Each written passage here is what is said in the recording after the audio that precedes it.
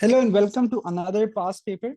This time we are looking at November or what people call Winter 21, paper 21. So the time for all your P2s is 1 hour 15 minutes across AS. I'll be extra hard on myself and I'll be doing this. I'll be trying to do this in an hour, right? This is also the restrictions you should impose on yourself. I'll be even harder and I'll try to do this in 1 hour alongside explaining all of this stuff in all completeness, making this a very comprehensive solution. Let's start. 7:22, I have given myself time till 8:22. One part A, define density, very easy. So mass per unit volume or mass divided by volume, both of these would be correct. All right. The next one, a smooth pebble made from uniform rock has the shape of an elongated sphere as shown in 1.1. Length of the pebble is L. So the cross section in the plane perpendicular to L is circular with a max radius R. Student investigating the density of the rock makes measurements to determine the values of L, R, and the mass M as shown. State the name of a measuring instrument suitable for making this measurement of L. So now looking at this uncertainty, this is plus or minus 0.0001. So if I write this in centimeters, just to see what this looks like. So this would be 0.01 centimeters, which I know is the accuracy of a vernier caliber. But by the way, this is not in the syllabus anymore at the time of the making of this video. But just for completeness, these are vernier calibers. If this were a micrometer has a precision of 0.01 millimeters. So also keep that in mind. But again, not really part of your syllabus. Let's move on, determine the percentage uncertainty in the measurement of R. So percentage uncertainty is the actual uncertainty divided by the principal value times 100, 0.304 over 0.0420 times 100 is going to be what I'm looking for. 0.0004 divided by 0.0420 times 100 is 0.9523. So you can either write 0.95 or you can also write this as 1%. Both of these are correct. All right. Now let's move on. Part C, density of the rock from which the pebble in B is composed is given by this formula. Rho equals to mRn over KL, where n is an integer and k is a constant with no units, right? So this has no units. So when considering homogeneity of equations, I can just ignore this. That is equal to 2.094. Use SI base units to show that n is equal to -2. So in keeping with the first part, I know that the units of density are mass over volume, so kg per meter cube. This equals the units of mass, which is kg, times r, which was the radius. So this is going to be in meters to the power n. And here there is no k, again, because it's dimensionless, it has no units, divided by units of L, which are meters again. So if I look at this here, if I just apply some indices rules, I can see that this would be n minus 1, because this is going to be a 1. When I take it in the numerator, it would get subtracted by that power. So if I just compare the powers of m, I can see that -3 equals n minus 1. And from here, if I just make n the subject, so n would be 1 minus 3, which would make it -2, right? Shown. Next part. Calculate the percentage uncertainty in rho. So for rho, remember that rho is what you're calculating here, right? So rho is what you're calculating using this formula. So the percentage uncertainty in rho would be the percentage uncertainty in M plus N times the percentage uncertainty in R plus, again, K is a constant, so no percentage uncertainty in that, plus the percentage uncertainty of L. All right. Now, percentage uncertainty of M, we didn't find that out, but we can find it out. So 0.001 over 1.072 times 100. Now here, obviously, you know that why I use this rule in the first place is because if quantities are added or divided, then this happens, that the percentage uncertainty is added. And additionally, if any of these quantities is raised to a power, then the percentage uncertainty is also multiplied by that number. Now here, even if this is -2, I will not take it into account. I will just take it as 2, right? Because percentage uncertainties are added. So 2, and then this we found out, right? R. So the percentage uncertainty in this one, just to avoid rounding errors, I'll take this as what it was, which was 0.952 plus the percentage uncertainty in L, which is this thing, 0.301 over 0.1242. 301 over 0.1242 times 100. Now, if you've written down everything till here, you don't need to show any more working. Just plug this into your calculator. And when you do this, let's do this, 0.001 over 1.072 times 100 plus twice of the answer plus 0.301 over 0.1242 times 100. This turns out to be 2.07. So you can write this as 2%. Why am I writing the percentage uncertainties just to one SF? Because that's the rule, right? Percentage uncertainties are written to one SF. Determine rho with its absolute uncertainty. Give your values to the appropriate numbers of significant figures. So I have the percentage uncertainty. First, to find the absolute uncertainty, I would actually need the actual value of rho. And for that, I'll use this formula, MRN over KL. M was 1.072. So 1.072 times R to the N. So R was 0.0420 raised to the power -2. 0.0420 to the power -2 divided by KL. K is a constant. Again, it has no units, but obviously when you're calculating something, you will take this into account. So 2.094 and capital L is 0.1242 times 0.1242. So let's find this out first.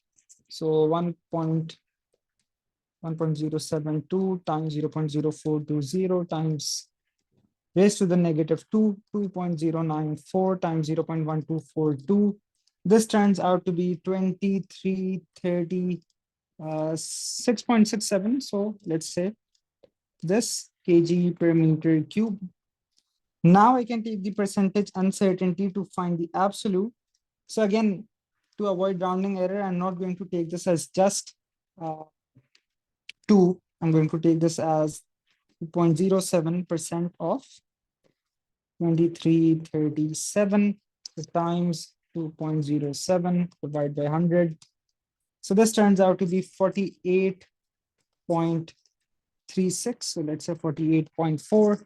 Actually, I didn't even need to do 48.4 because of the next steps, which is that when you write this as 2337 plus or minus 48.4, you write your absolute uncertainty to 1 SF. So to 1 SF, this is going to become 50, right? Because 8 is bigger than 5. So plus or minus 50. And then you write your actual value according to this accuracy. So this many decimal places then. So this is 23, 37, and 50. So if I look at this, so 1, 2, and 3, and then this is larger than that. So this would become 23, 40, plus or minus 5, plus or minus 50, right? This was to the tens place. This is units, this is tens. And again, you have hundreds and thousands. So this was tens. So I also rounded this off to my tens number place. Define momentum. On to the next question now. So product of mass and velocity.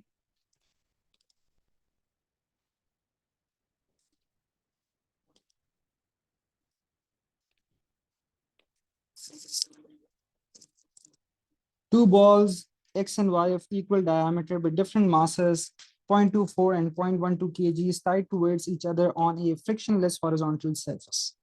So they have equal speeds in opposite directions, and they also have unequal masses. Both balls have the same speed before they collide. 2.2 shows the variation with time t of the force Y exerted on Y by X, right? So this is what X exerts on Y during the collision. So here you have a graph of force versus time, but keep in mind this is in milliseconds. Calculate the kinetic energy of ball X before the collision. So I have mass, I have speed. It's really easy. I just need to use the formula. For that, I'm getting 3 marks. That's nice. Half mv squared, half mass is 0.24. Speed is 2.3. This is squared. So when you find this answer correct to 2SF, this turns out to be 0.63 joules. Again, if you don't want to do this to 2SF, then you would have to give this as 0.635. The actual answer is 0.6348. To 3SF, it would be 0.635. Just to 2SF, it would be 0.63. Area enclosed by lines in the time axis in 2.2 represent the change in momentum of ball Y during the collision. Determine the magnitude of the change in momentum of ball Y. Here, this is stated, but this is also something you must know, that the area under a force time graph is the change in momentum. Here, this is told that you just find out the area, and that's going to be the change in momentum. So this is a triangle, right? And I can very easily just find out its area. This is the base of this triangle. This is the height, right? No need to split this down into two right angle triangles when you can have things going with this. So the base is obviously 5, but it's milliseconds. So let's keep this in mind. This must be 300, right? Between 400 and 200. So this must be 220, 240, 260, 280, 300. So yes, it's working. So 240 and 5 milliseconds. So the area of a triangle is half base into height. So half base is 5 into 10 to the negative 3. The height was 240. So let's find this out. 240 times 5 divided by 2000 is 0.6. Again, if it's 2SF, then you have to put the additional 0 yourself, 0.60 Newton second. Calculate the magnitude of the velocity of ball Y after the collision. Now, how do we do this one? So what we found was the change in momentum of the ball Y, right? And initially, we know what its momentum is like, right? So this is to the left. So momentum of Y before would be this much. So let's first find this out.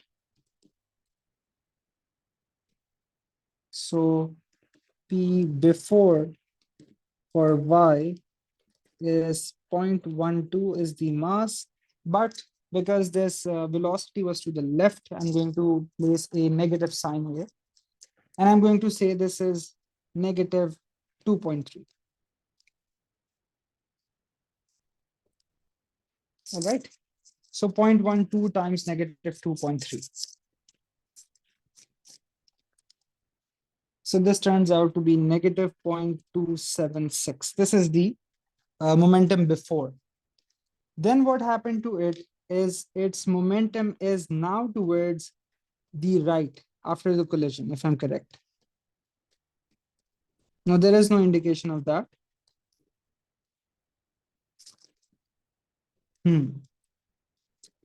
So we have the momentum before, we also have the magnitude of the change, right? Now, about the magnitude of the change, remember that this is just the magnitude. But if you think about it,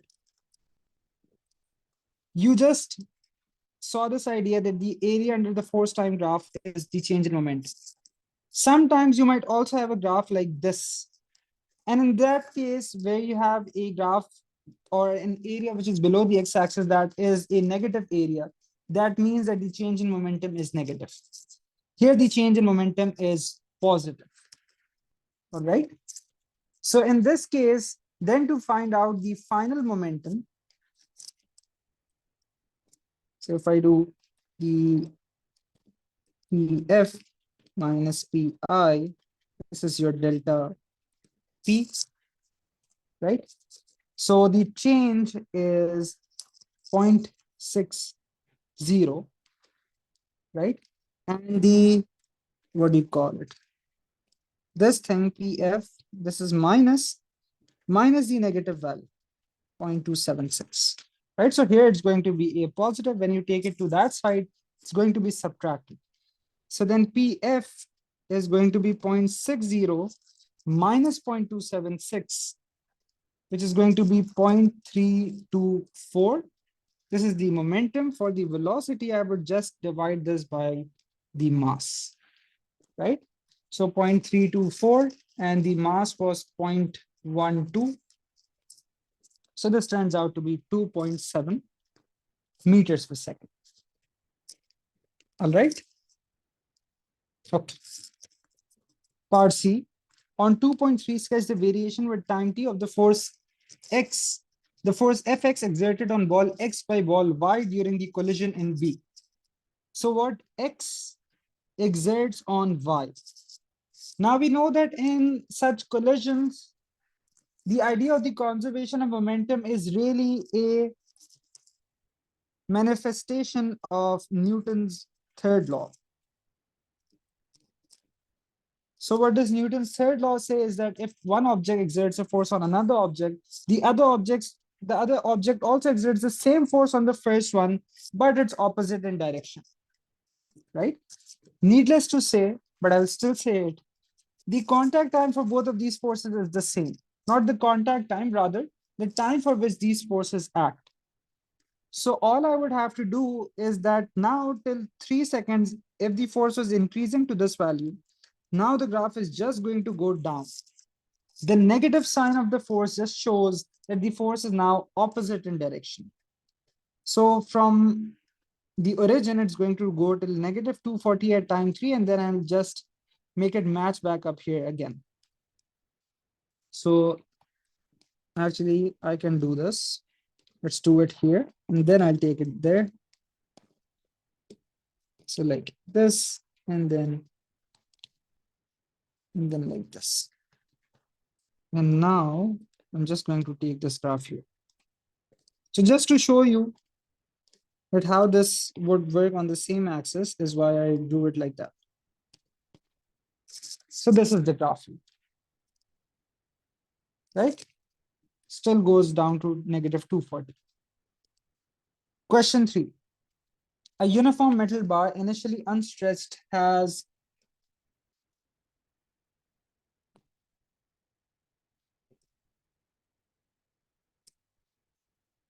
sides of length Wx and Y is shown in 3.1.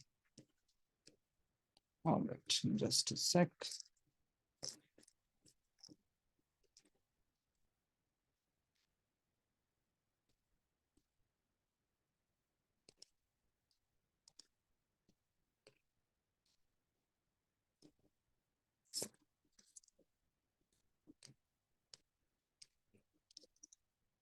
So the bar initially unstretched has sides of length W, X, and Y as shown. The bar is now stretched by a tensile force applied to the shaded ends. Changes in the lengths X and Y are negligible. The bar now has sides of length X, Y, and Z as shown. So Z is the new length of basically this height between the bar. Determine expressions in terms of sum or all of F, W, X, Y, and Z for the stress applied to the bar by the tensile force. So stress is force over cross-sectional area. So here, if this force is applied, you can see this is being applied on this shaded face, right? So in this case, the area would be F over the area of that rectangle, which is XY. Strain in the bar due to the tensile force. So strain is extension over the natural length. So previously the length was W, now the length is Z. So the extension is Z minus W, right? And the original length was just W. Z minus W over W is the strain. Add some brackets just to make sure that the denominator is on all of this. So on the entire Z minus W. Young modulus, then you just use stress over strain. So F over X, F over X, Y divided by strain. So I can write it as multiplication by the reciprocal, right? So you can write this as F W over XY times Z minus W. All right. A copper wire is stretched by a tensile force that gradually increases from 0 to 280 Newton. The variation with extension of the tensile force is shown in 3.3. So you have the variation of force with extension. State the maximum extension of the wire for which it obeys Hooke's law. So if you look at the extension, then for Hooke's law, you know that Hooke's law is the point till which force is proportional to extension. So a straight line. So till where do I see a straight line? So I see it till here, then till here as well. And then maybe here. So I would say somewhere like here, right? So like 2.2 something. So 2.2 mm is what I see this time. Use 3.3 to determine the strain energy in the wire when the tensile force is 120 Newton. So 120 first, let's locate this. So right in the middle of 80 and 160 would lie 120, right? So now if I have this, remember that if you're working with the straight line portion, you don't even need to use area under the graph. You can just use the basic formula, which is half Fx. But just so we are clear, we will be calculating this area, right? It's the area with the extension axis. Just keep in mind, even if someday you get a question where the axes are reversed. So corresponding to this extension is 1, 1.2, 1.4. Again, keep in mind, this is millimeters. And the force is 120, obviously. 120. So half Fx, half Fx. So half times 120 times 1.4 into 10 to the negative 3. All right. So 120. So 0.084 joules is the answer here. Explain why the work done in stretching the wire to an extension of 12 mm is not equal to the energy required when the tensile force is removed. All right. So till 12 mm is all of this. Now, you know that this point that we just talked about, this extension 2.2 meters, this is called the limit of proportionality. Sometime after the limit of proportionality, we also get the elastic limit. And after the elastic limit, the wire becomes permanently deformed. When the wire becomes permanently deformed, This means that even if I remove the load, it will not return to its original length. In that case, the energy which is not recovered because it does not come back to its original length, this becomes dissipated as thermal energy. So that's exactly what I have to write here. So I'll say this, that the wire is stretched past the elastic limit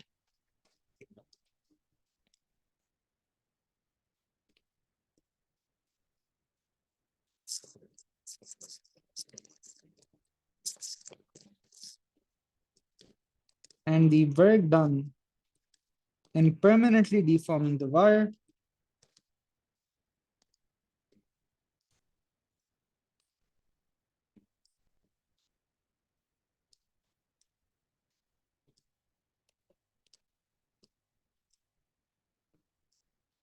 is dissipated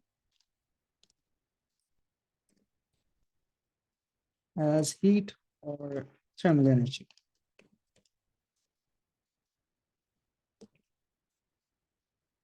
All right, next question. So I guess we're pretty good on time. 4a, by reference to the direction of transfer of energy, state what is meant by a longitudinal wave. So a longitudinal wave, if it says by reference to this, please make sure that your question does explicitly refer to this. Now, why does it matter here? Because if you were usually talking about a longitudinal wave, you would have said that this is when the direction of vibration of particles is parallel to the direction of wave motion. That is correct as a definition. But if you ignore his explicit instruction, you will lose marks. All you have to do is instead in that definition for that part talking about wave motion, you just swap that out for energy transfer. So direction of vibration or oscillation of particles is parallel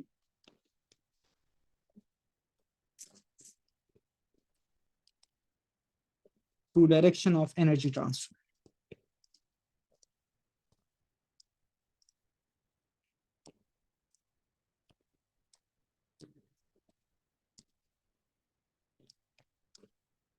All right, next question. Part B. A vehicle emits a constant speed around a vehicle travels at a constant speed around a wide circular track. It continuously sounds its horn, which emits a single note of frequency, 1.2 kilohertz. An observer is a large distance away from the track as shown in the view from above in 4.1. Now, if you've done a lot of practice leading up to the yearly past papers, you would probably identify a question like this. It's been tested a lot of time in MCQs. It's also been tested a few times in the structured questions. The idea is that since it's moving, there will be times when it would appear to be moving towards the observer, and at other times it would be moving away from the observer. This will lead to some maximum and minimum frequencies. And exactly this idea is shown in the graph. So the variation with frequency that is heard by the observer is shown with time. Obviously, even before the examiner says this, I can see that after this time, the graph shape repeats. So this must be the time period, which is the time for the vehicle to travel around the track once, for it to make one complete circular motion. Again, see that the frequency is also in kilohertz. Explain why the frequency of sound detected by the observer is sometimes above and sometimes below 1.2 kilohertz. Exactly what we just talked about. So we'll say that sometimes the vehicle travels towards the observer. And when it travels towards the observer, it leads to a frequency higher than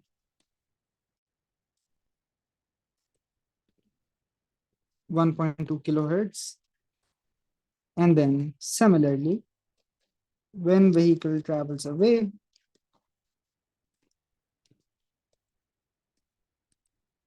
away from the observer.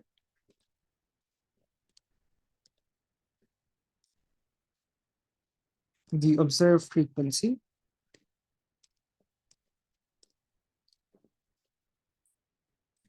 is less than 1.2 kilohertz.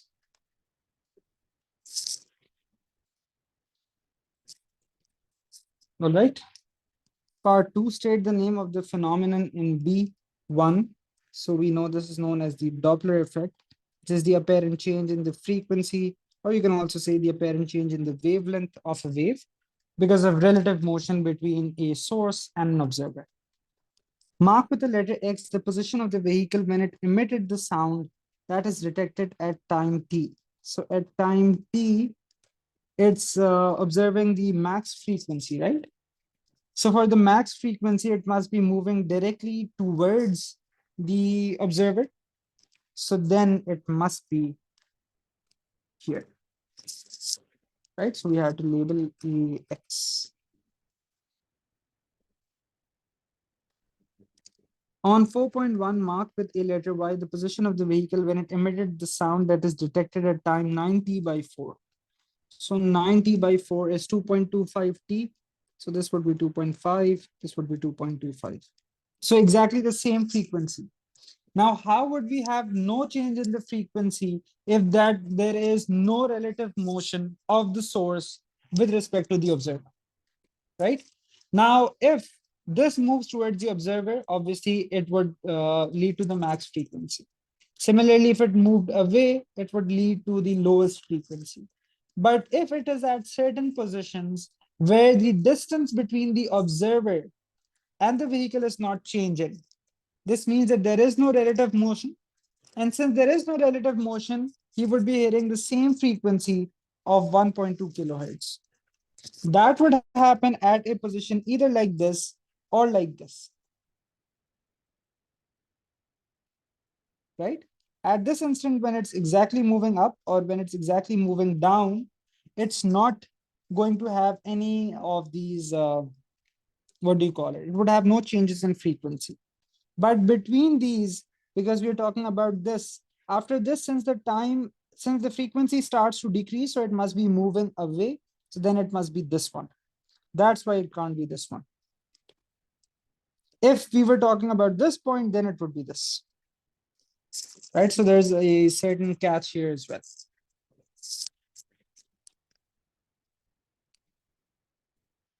C, the speed of sound in air is this much. Use 4.2 to determine the speed of the vehicle in B. So use 4.2. So we know the max frequency, we know the min frequency. You can choose to work with either one of this. For no particular reason, I'll choose to work with the max frequency. So FSV, since the distance between them is decreasing, there's going to be a negative sign here. So to determine the speed of the vehicle, we need VS. VS is the speed of the source. So first, let's write this out. Max frequency was 1.4 kilo. So 1.4 kilohertz, and Fs was 1.2. Now, why did I not write kilos? Because there would be a times 10 to the 3 here, a times 10 to the 3 here, and they would cancel out anyway, right? V, the speed of the sound is 320. And this is going to be 320 minus Vs. So first we make 320 minus Vs the subject. So 1.2 times 320 divided by 1.4 is 274 point something. Again, I'll just use the calculator value. So 320 minus whatever the value on my calculator is. So 45.7, or you can also write this as 46 to 2SF.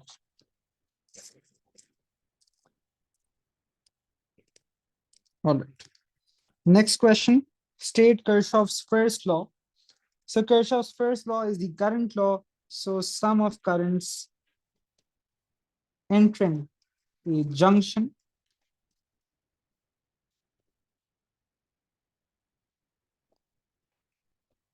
equals sum of currents leaving a junction. You have 1 marks for stating the obvious rule, which is currents in equals currents out. And the other mark is for using the word junction. The circuit shown in 5.1 contains a battery of EMF E, a negligible internal resistance connected to 4 resistors R1, R2, R3, R4. Current in R3 is 0.3 amperes. That's this one. And potential difference across R4 is 2.4 volts. So potential difference here is 2.4. What else do we know? We know the current through here is 0.3 amps. And we are expected to show that R is equals to 4. All right. So what do they say? Are these resistors identical or what?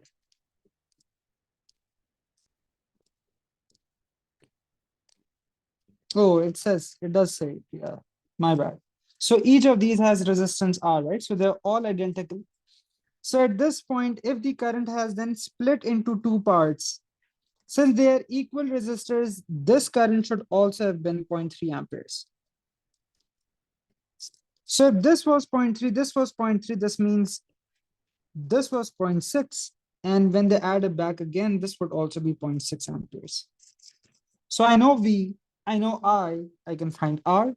So R would be V over I. So V would be 2.4, and the current I would basically be 0.3 times 2. So this is 4.0 ohms exactly. Determine the EMF of the battery. Now, this is also pretty straightforward if you know your series and parallel rules. Since they're all identical, there would be 2.4 volts of a drop of 2.4 here, a drop of 2.4 here, right? And since both of these are in parallel here, so you can see that the resistance halves, so the voltage would also halve. So in this case, it would be 2.4 across the resistor R1, 2.4 across the resistor R4, and half of that across this guy here, right? Across the parallel combination of R2 and R3. So this turns out to be 6.0 volts. The battery in B is replaced with another battery of the same EMF, but with an internal resistance which is not negligible anymore. State and explain the change, if any, in the total power produced by the battery. Always remember that the power of a battery is just given by this, right? The power produced by the battery. So it's VI. So even if there is an internal resistance, V would be the same. So now you need to think about how I would change with the internal resistance in place. So if you have an internal resistance, the total resistance obviously increases. That would cause the current through the battery to decrease. And by the formula P equals to VI, the power of the battery also decreases.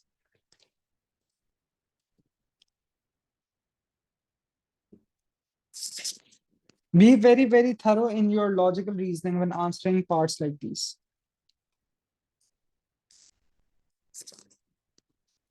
Part D. Resistors in the circuit of 5.1 are made from nichrome wire of uniform radius 240 micrometers. Length of this wire is this much. Calculate resistivity. So resistivity is Ra over L. So they're each made of this. So each, the resistance of each was 4 ohms. So 4, this is the radius. So I'll use pi r square, pi times radius 240 micro squared, and the length is 0.67. So let's do this. 4 pi times 240 into 10 to the negative 6 squared over 0.67. turns out to be 1.08 into 10 to the negative 6, or to 2SF 1.1 into 10 to the negative 6. Question number 6, complete table 6.1 to show the masses in terms of the unified atomic mass unit and charges in terms of the elementary charge of alpha, beta positive, and beta negative particles. All right. So alpha particles, because alpha particles are 4 and 2, I know the mass is 4u and the charge is positive 2e. Beta particle, I know the charge is positive e. Beta negative, I know the charge is negative e. Now, for the beta particles, you were supposed to know that the masses of either of these are 0.5% of u. So now if you write this down in decimals, this is what we get. Sorry, my bad. So 0.05% of u, right? So dividing by a further 100, 1 and 2. And this is also going to be the same, right? That's what antiparticles are. They have the same masses and everything, but opposite charges. Also, let's get rid of the e's and u's. You don't really need to write this because it's already part of the table. Carbon-14 is radioactive and decays by the emission of beta negative particles. Nuclei do not contain beta negative particles. This is true. Nuclei do not contain electrons. Explain the origin of the beta particle that is emitted from the nucleus during beta negative decay. Now, you know a beta particle is an electron, right? So let me write it like this. So an electron is emitted. Now in the nucleus, I know that there are only two particles, a proton and a neutron. And whatever decay took place here, it must obey the fundamental rules, which is that the nucleon number must be conserved and the proton number must be conserved. If I have a particle which has a proton number of -1 in coming from here to here, whatever particles these were, the proton number must have increased by 1. But there are only two possibilities. The proton number could be 0 or 1 for these particles. Hence, I deduce that this one must be a proton because it must have a proton number. And it would also have a mass like this. And then this would be a neutron. Double check that the equations still check out. 1 minus 1 is 0. 1 equals 1 plus 0. So you'll say this, that neutrons decay to protons, emitting a beta particle. This is just a way that I told you, which is a way in which you do not really have to memorize this stuff. Right? You just do it on the spot. Part 2. State the change in the core composition of a nucleus when it emits a beta negative particle. Again, a neutron is UDD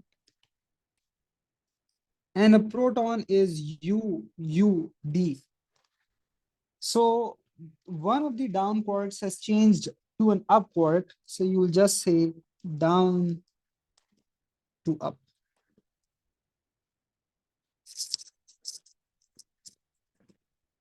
B part 2, electron suggests why the beta negative particles are emitted with a range of different energies. Again, this is an examiner favorite. The answer to this lies in the idea that when a beta negative particle is emitted, you also know an electron antineutrino is emitted. Similarly, when beta positive happens, then just the neutrino is emitted.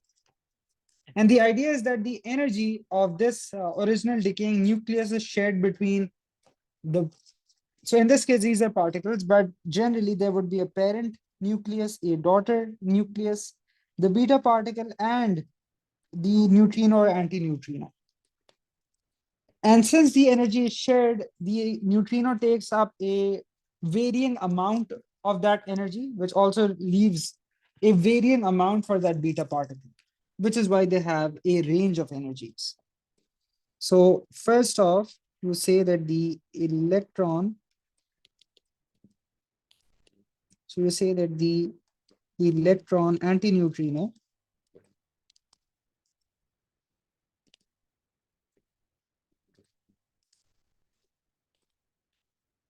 takes up a varying share of the energy released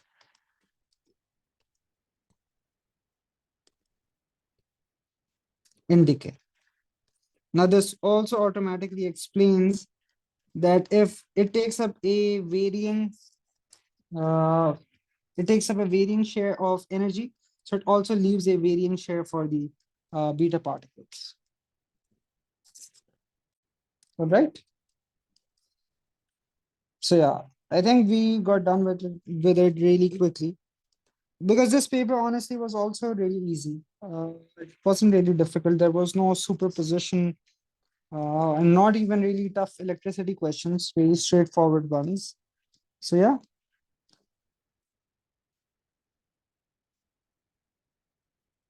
all right. So this paper is done. Check out the other videos to see what other papers we have there to solve. So see you next time. Bye.